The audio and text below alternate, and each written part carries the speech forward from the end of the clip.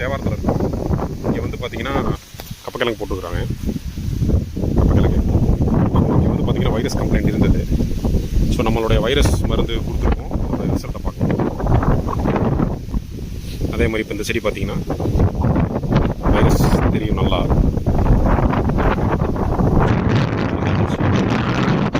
அடிச்சு முடிச்சு புது குருத்து வந்துருக்கு.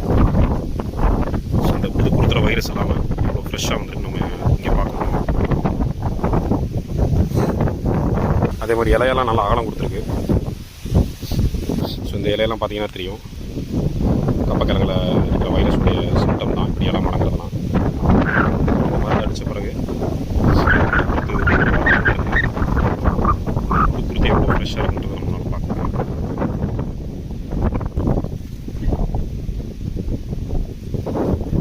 அதே மாதிரி இந்த செடிலையும் பார்க்கலாம்.